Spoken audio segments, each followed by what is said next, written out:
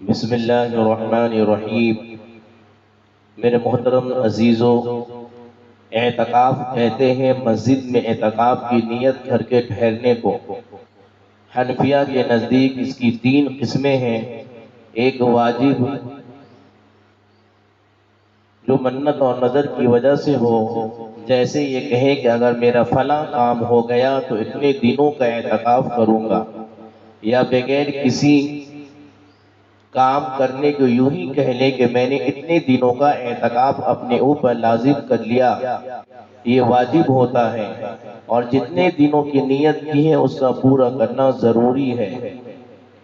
دوسری قسم سنت ہے جو رمضان المبارک کے آخر عشرے کا ہے۔ نبی کریم صلی اللہ علیہ وآلہ وسلم کی عادت شریفین ایام کے اعتکاف فرمانے کی تھی۔ تیسرا اعتکاف نفل ہے، جس کے لیے نہ کوئی وقت نہ ایام کی مقدار ہے، جتنے دن کا جی چاہے کر لے۔ امام صاحب کے نزدیک ایک دن سے کم کا جائز نہیں، لیکن امام محمد رحمۃ اللہ علیہ کے نزدیک تھوڑی دیر کا بھی جائز ہے، اسی پر فتویٰ ہے۔ اس لیے ہر شخص کے لیے مناسب ہے کہ جب مسجد میں داخل ہو تو اعتکاف کی نیت کر لیا کریں، اتنی نماز وغیرہ میں مشغول رہے، اعتکاف کا ثواب بھی رہے۔ میرے عزیزو، علماء کتابوں کے اندر لکھتے ہیں کہ نبی کریم صلی اللہ علیہ وآلہ وسلم ہمیشہ اس کا اہتمام فرماتے تھے، اور معتکف کی مثال اس شخص کی سی ہے، کسی کے در پہ جا پڑے، اتنی میری درخواست قبول نہ ہو اس دروازے سے نہ ہٹے۔ اس لیے جب کوئی شخص اللہ کے دروازے پہ دنیا سے منقطع ہو کر جا پڑے تو اس کے نوازے جانے میں کیا شک ہو سکتا ہے؟ اللہ جل شانہ جس کا اکرام فرما دے، اس کے بھرپور خزانوں کا بیان کون کر سکتا ہے؟ اس کے آگے کہنے سے قاصر ہوں۔ ابن قیوم رحمۃ اللہ علیہ کہتے ہیں کہ اعتکاف کا مقصود اور اس کے روح دل کو اللہ کی پاک ذات کے ساتھ وابستہ کر لینا ہے، سب طرف سے ہٹ کر اس کے ساتھ مجتمع ہو جائے، ساری مشغولیوں کے بدلے اسی کی پاک ذات سے مشغول ہو جائے، اور اس مالک کی محبت، اس کا پاک ذکر، اس کی محبت اس کے دلوں میں سما جائے، حتیٰ کہ مخلوق کے ساتھ جو انس اور محبت کے بدلہ اللہ کے ساتھ انس اور محبت پیدا ہو جائے۔ یہ انس قبر کی وحشت میں کام دے گا۔ اس دن اللہ کی پاک ذات کے سوا نہ کوئی دل بہلانے والا ہوگا۔ اگر یہ دل اس کے ساتھ مانوس ہو چکا ہوگا تو کس قدر لذت سے وقت گزرے گا۔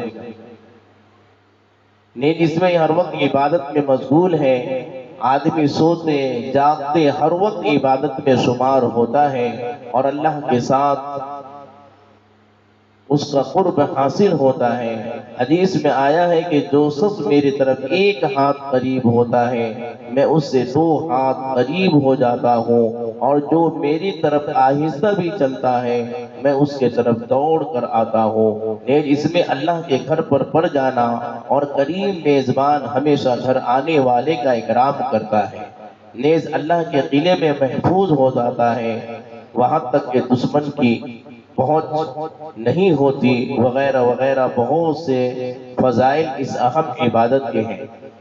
مسئلہ مرد کے لیے سب سے افضل جگہ مسجد مکہ ہے، پھر مسجد مدینہ منورہ، پھر مسجد بیت المقدس، ان کے بعد مسجد جامع، پھر اپنی مسجد۔ امام صاحب کے نزدیک یہ بھی شرط ہے کہ جس مسجد میں اعتکاف کریں اس میں 5 وقت کی جماعت ہوتی ہو۔ علماء کے نزدیک شرعی مسجد ہونا کافی ہے، اگرچہ جماعت نہ ہوتی ہو۔ عورت کے لیے اپنے گھر کی مسجد میں اعتکاف کرنا چاہیے، اگر گھر میں کوئی جگہ مسجد کے نام سے متعین نہ ہو تو کسی کونے کو اس کے لیے مخصوص کر لے۔ عورتوں کے لیے اعتکاف یہ نسبت مردوں کی زیادہ آسان ہے کہ گھر میں بیٹھے بیٹھے کام و کاج بھی گھر کے بچیوں وغیرہ سے لیتی رہیں اور مفت کا ثواب بھی حاصل کرتی رہیں، مگر اس کے باوجود عورتیں اس سنت سے بالکل ہی محروم رہتی ہیں۔ اللہ ہم سب کو عمل کرنے والا بنائے۔ میرے عزیزوں، ابو سعید خدری رضی اللہ تعالیٰ عنہ کہتے ہیں کہ نبی کریم صلی اللہ علیہ وآلہ وسلم نے رمضان المبارک کے پہلے عشرے میں اعتکاف فرمایا۔ پھر دوسرے عشرے میں بھی پھر ترکی خیمہ سے جس میں آپ اعتکاف فرما رہے تھے باہر سر نکال کر ارشاد فرمایا کہ میں نے پہلے عشرے کا اعتکاف شب قدر کی تلاش اور اہتمام کی وجہ سے کیا تھا، پھر اسی کی وجہ سے دوسرے عشرے میں کیا، پھر مجھے کسی بتلانے والے یعنی فرشتے نے بتلایا کہ وہ رات آخر عشرے میں ہے، لہذا جو لوگ میرے ساتھ اعتکاف کر رہے ہیں وہ آخر عشرے کا بھی اعتکاف کریں۔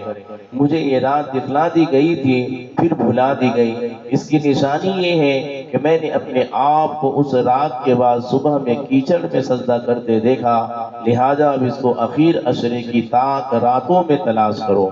راوی کہتے ہیں اس رات میں بارش ہوئی اور مسجد چونکہ چھپڑ کی تھی وہ ٹپک رہی تھی، میں نے اپنی آنکھوں سے نبی کریم صلی اللہ علیہ وآلہ وسلم کی پیشانی مبارک پر کیچڑ کا اثر 21 کی صبح کو دیکھا۔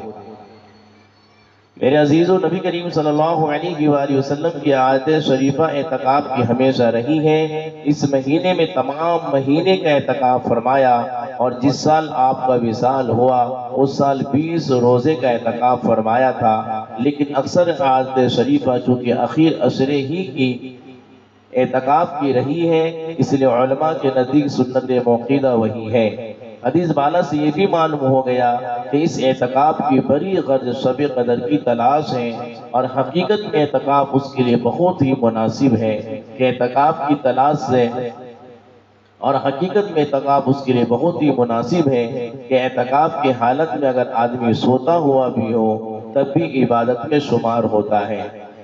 نیز اعتکاف چونکہ آنا جانا ادھر ادھر کے کام بھی کچھ نہیں رہتے، اس لیے عبادات اور قریب آقا کے یاد کے علاوہ اور کوئی مشغلہ بھی نہ رہے گا، لہذا شب قدر کی قدردانوں کے لیے اعتکاف سے بہتر صورت نہیں۔ نبی کریم صلی اللہ علیہ وآلہ وسلم اول تو سارے ہی رمضان میں عبادت کا بہت زیادہ اہتمام اور کثرت فرماتے تھے، لیکن آخر عشرہ میں کچھ حد ہی نہیں رہی، رات کو خود بھی جاگتے اور گھر کے لوگوں کو بھی جگانے کا اہتمام فرماتے تھے، جیسا کہ روایت سے معلوم ہوتا ہے۔ بخاری و مسلم کی ایک روایت میں حضرت عائشہ صدیقہ رضی اللہ تعالی عنہا فرماتی ہے کہ آخر عشرے میں حضور صلی اللہ علیہ وسلم لنگی کو مضبوط باندھ لیتے اور راتوں کو احیا فرماتے اور اپنے گھر کے لوگوں کو بھی جگاتے۔ لنگی مضبوط باندھنے سے کوشش میں اہتمام کی زیادتی بھی مراد ہو سکتی ہے۔ نبی کریم صلی اللہ علیہ وآلہ وسلم کا ارشاد ہے کہ معتکف گناہوں سے محفوظ رہتا ہے اور اس کے لیے نیکیاں اتنی ہی لکھی جاتی ہیں جتنی کی کرنے والوں کے لیے فائدہ۔ دو مخصوص نفع اعتکاف کی اس حدیث میں ارشاد فرمائے گئے ہیں، ایک یہ کہ اعتکاف کی وجہ سے گناہوں سے حفاظت ہو جاتی ہے، ورنہ بسا اوقات کوتاہی لغزش سب کچھ اسباب ایسے کوتاہی اور لغزش سے کچھ اسباب ایسے پیدا ہو جاتے ہیں کہ اس میں آدمی گناہ میں مبتلا ہو ہی جاتا ہے، اور ایسے متبرک وقت میں گناہوں کا ہو جانا کس قدر ظلم عظیم ہے۔ اعتکاف کی وجہ سے ان سے امن